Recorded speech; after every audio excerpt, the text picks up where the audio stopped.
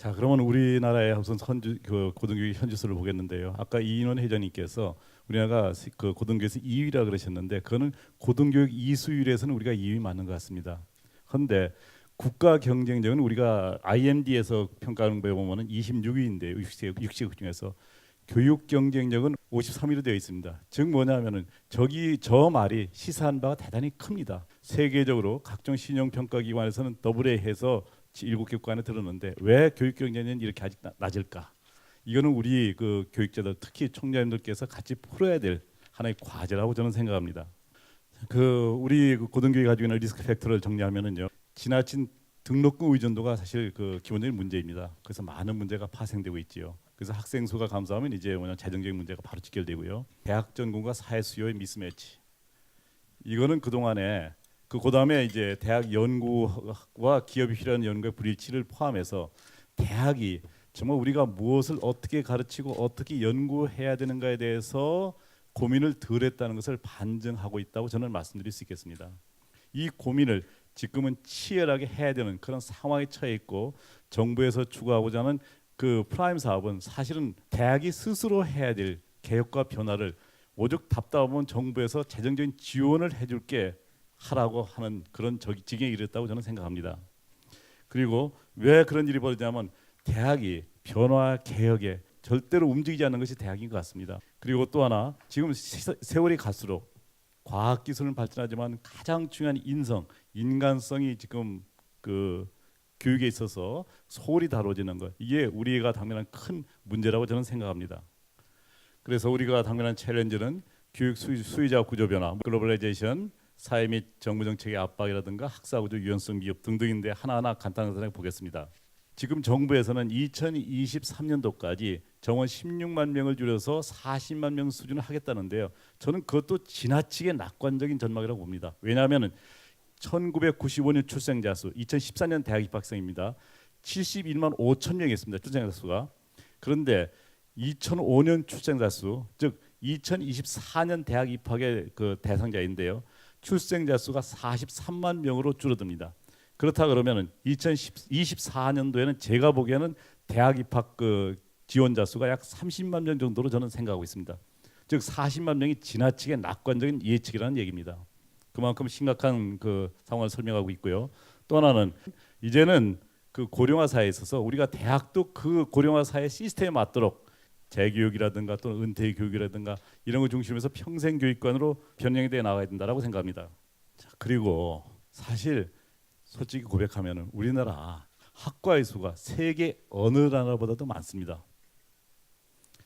이것이 정리되지 않고는 전공 체계가 우리나라 대학의 어떤 그 구조 개혁이라든가 변화의 모습 추구하기가 대단히 어렵습니다. 미국에서는 학과가 그 교육과 연구, 즉 학문을 같이 하는 학문 공동체로서 역할을 합니다. 그래서 교수님들은 학과에 소속돼 있는데 학생들의 소속은 굉장히 유연합니다. 근데 우리나라에서 학과라는 것은 이게 학문 공동체를 넘어서 운영 공동체가 되어 있습니다. 그러니까 교수라든가 학생들의 어떤 이동이라든가 이런 것이 결코 자유스럽지 않습니다. 이렇게 하다 보니까 새로운 시대가 요구하는 학문 체계 구축이 대단히 어렵습니다.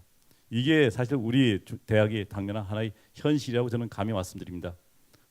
그래서 과제는 학문 단위 체제의 유연성을 확보하고 학생들의 전공 선택권을 보장해야 된다. 이게 제가 추구하는 방향입니다. 교수님들께서 진심으로 학생들을 그 사랑하고 학생들 미래를 걱정한다 그러면 교수님들께서 모이셔가지고 자 우리나라에는 이 학문 분야는 5개 대학에 교수님들 한 대학에 10명씩 해서 학생 정원은 한 200명 남겨놓고 나머지 1,300명은 다른 걸 공부해라. 우리도 다른 걸 연구해서 가르칠게. 이게 올바른 학자로서 스승으로서의 자세가 아닌가 하는 것이 제 소신입니다. 그래서 이제 이런 것 중에서 각 대학이 선택과 집중해서 우리는 무엇을 할 수 있고 무엇을 해야 되나. 요즘에 가장 중요한 키워드는 융복합입니다. 이거에 대해서 각 대학이 저는 고민하시리라 생각하고 있고 또 고민해야 된다고 생각을 하고 있습니다. 그리고 자 이제 글로벌라이제이션 말씀하셨는데요. 지금 우리가 사실상 외국 대학으로부터 그 계속해서 우리가 이 오히려 나가는 것보다 우리가 당하고 있습니다. 앞으로 점점 더 심해질 겁니다. 그렇다 할 때 정부에서도 적극적으로 한국 대학의 세계화를 위해서 좀 지원을 해주시고 법적이라든가 규제라든가 이런 걸 풀고 또 할 수 있도록 많은 여건을 제공해줘야 되지 않나 하는 것이 저희 바람이고 또 그러한 주장을 하고 싶습니다. 사회적으로 규제가 상당히 많은 것이 우리나라 대학의 현실입니다. 그 규제 중에서도 특히 많이 그 우리가 논하는 것이 재정적인 문제였습니다. 그러니까 정부에서도 특히 재정적인 문제, 다른 그 세계화라든가 있어서 행정적인 문제 이런 게 있어서 과연 우리나라 대학을 어떻게 지원해 주실 것인가. 이제 우리나라 대학을 우르문 안에만 가둬놓으면은 우리나라의 미래도 상당히 어려워진다는 전제하에 보다 적극적인 그 대학 지원 정책을 요청하지 않을 수 없습니다. 자, 그래서 이제 우리가 어떤 프로그램을 가질 것인가 볼 때 지금 저는 세 가지 키워드로 대학 교육의 미래를 한번 정리해봤습니다. 하나는 컨버전스, 우리가 융합 또는 융복합이라고 말씀드릴 수 있죠. 이거 모든 요즘에 학문에 있어서는 융복합을 어떻게 해서 창의적인 그러한 인재를 양성하는가, 이 가장 중요한 과제입니다. 또 하나는 글로벌라이제이션, 우리가 어떻게 그 세계화를 해서 우리나라 교육 시장을 넓히느냐, 이게 큰 과제입니다. 그리고 또 하나 마지막으로는 뭐냐, 오픈 앤드 라이프롱이라고 정리했는데요. 지금은 이제 무크 등 오픈 소스 강의 체계가 이제는 점차 확대돼서 피터 드러커 같은 분은 이미 10년 전에 앞으로 30년 내에 현재와 같은 대학 시스템은 붕괴될 것이다라고 말씀하셨습니다. 현실적으로 다가오고 있는데 다행인 것은 우리나라가 영어권이 아니기 때문에 저 영향에서 조금은 좀 시차를 두겠지만은 결국은 저 영향에서 벗어날 수 없는 것이 우리나라 대학의 현실입니다. 또 하나 아까 말씀드린 것처럼 이제 대학이 평생 교육기관으로서의 어떤 그 모습을 갖춰가야 됩니다. 저희가 이제 지향하는 바가 인문학적 소양을 갖춘 그 창의적인 인재 양성이라고 말씀드렸는데요. 이게 요즘에 그 대학 교육, 고등교육의 가장 중요한 스팀 주제가 아닌가 생각을 합니다. 그 바탕 위에서 전문적인 다양한 형태의 전문적인 교육 시스템을 구축해야 된다는 것이 그 저희 생각이고 우리 대학은 이런 모습을 갖춰가고자 지금 하나하나 준비하고 있습니다. 그리고 이제 무크, 이거는 이제 나무 얘기가 아닙니다. 이제 우리나라 대학들도 지금 K 무크를 시작하고 있습니다만은 점차 대학들 간 연합을 해서 정말 세계적인 강의 그리고 우리나라 최고의 강의를 무크를 통해서 서로 공유하는 그러한 준비를 해야 된다고 저는 생각합니다.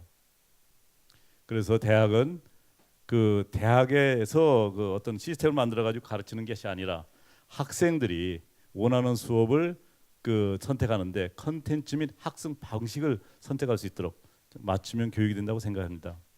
자, 저렇게 되면은 사실은 교육 수요자는 저는 학생과 사회라고 생각합니다. 그러니까 대학에서 교육은 교육 진정한 수요자인 학생과 사회의 요구에 끊임없이 연구하고 거기에 맞춰가야 된다고 생각합니다.